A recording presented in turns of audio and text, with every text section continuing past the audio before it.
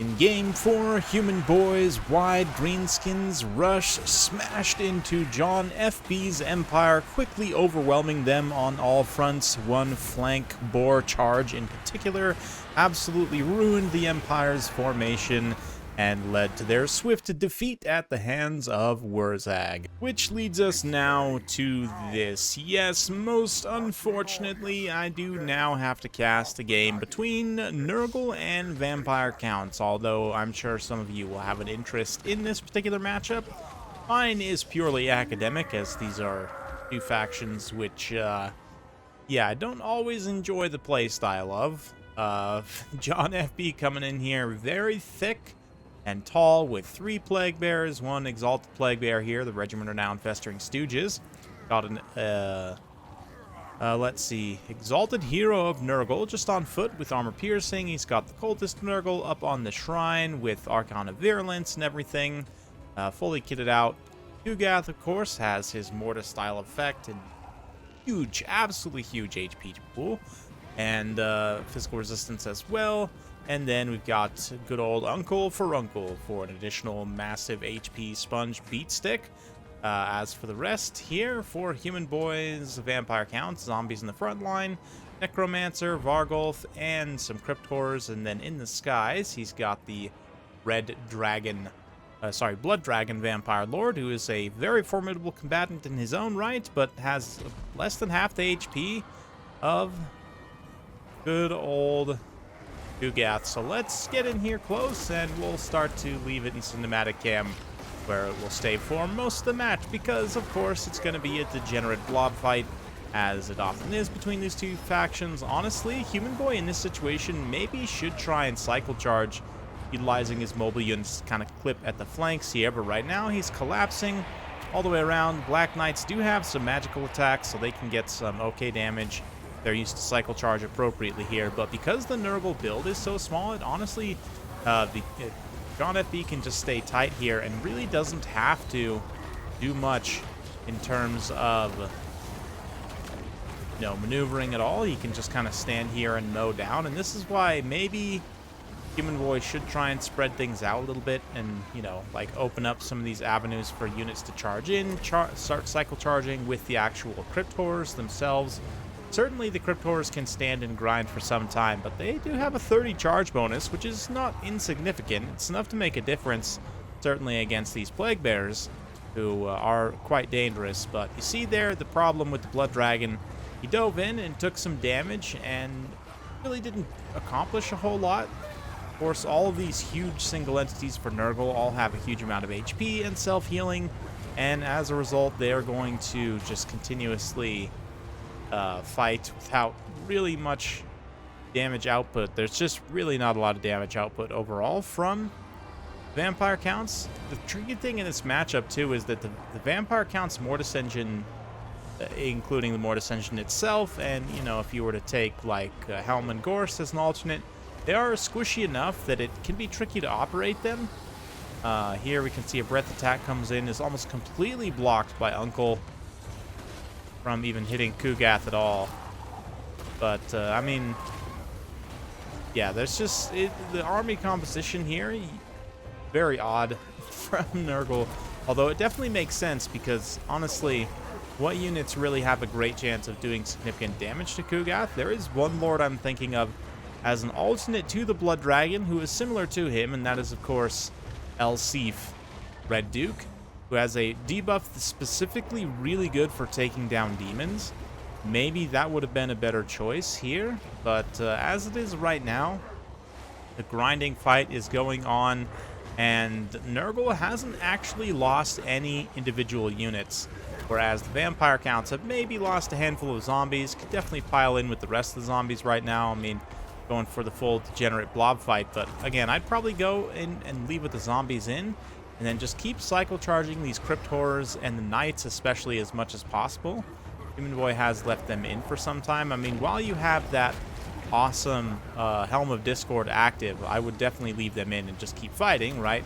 But now you can see these Crypt Horrors kind of cycling out to then charge back in. Smart. Take advantage of the Crypt Horror's own innate self-healing.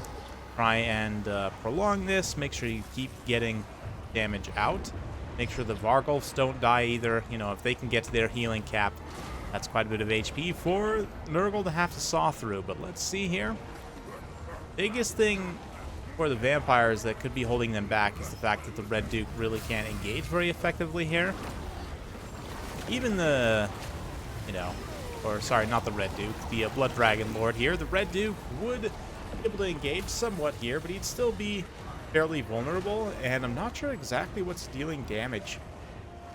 I guess just the Mortis effect is dealing damage that tiny little bit. Unholy Lodestone from the Necromancer is also providing some additional AoE healing to this blob, but of course it's just the one effect. A little bit of, was that Gaze in the Gash there? I'm not really sure about that, to be honest. But, anyway. They're charging here from the Knights, and this is good. Crypt Horrors and Knights can cycle charge as much as they are able to. That'd be good. Utilize that mobility, but definitely a lack of anti-large in general. Obviously, there's not a lot of anti-large options for vampire counts, especially that are viable for killing something like Kugath. Let's see here. As this grind fight goes on, realize how much spice this matchup. It is a matchup that exists in the game, though, so I am obligated to cover it for you all. But in general, I would say Nurgle has superior blob tools. I do think, again, slightly different composition for the vampire counts, and they might go far. I really think probably it's tough to say grave guards because I don't really know where you would get the funds. I mean, at the end of the day, the cavalry is nice to have, does some good damage, but it might be better just to have the grave guard.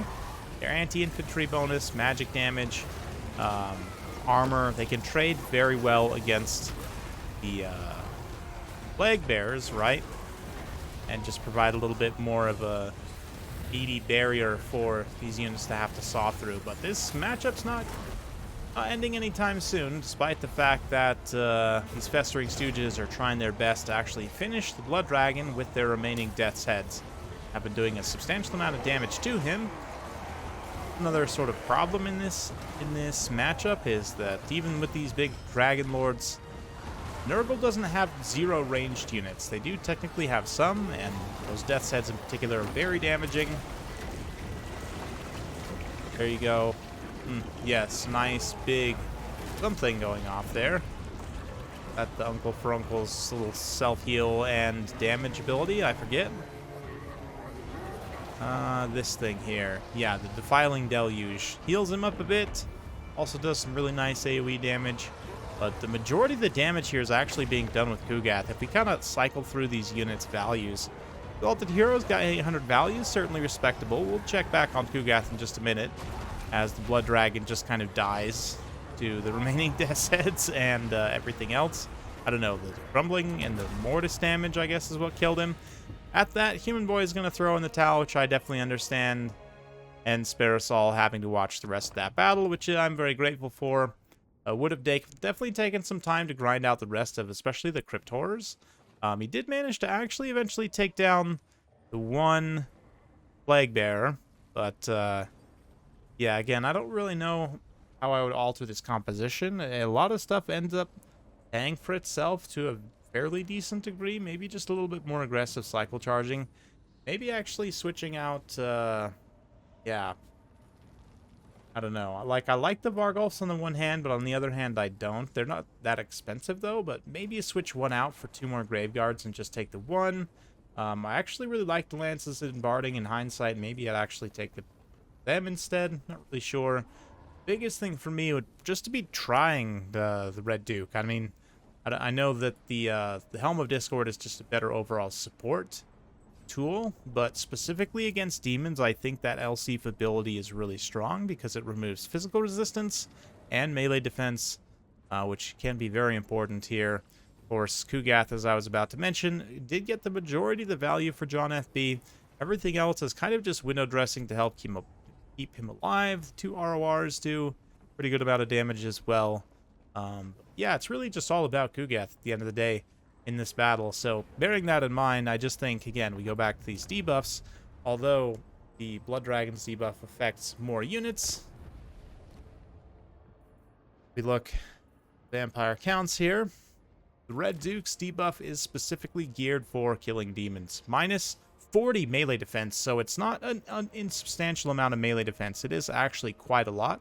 20% physical resistance, so again, there's no max uses on this thing. It is only on heroes or lords, so you couldn't use it to take down like the Uncle Furuncle there, but you could use it on the Exalted Hero or on the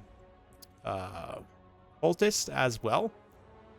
Anyway, that extra speed and melee defense, physical resistance, I don't know. I just think it overall is a better debuff, and I want to say these guys are pretty close to the same base price on the dragon. Let's see, $22.50 base price for the Red Duke on the dragon, and if we go here to generic Vampire Lords, make sure we grab Blood Dragon, do the same for him.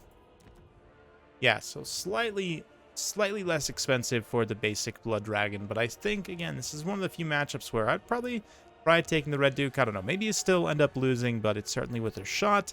Hopefully you guys enjoyed this. If you do like this sort of content, be sure to like, subscribe, hit that bell notification. Every time I upload a new video, you'll be notified. Thanks again. We'll see you next time.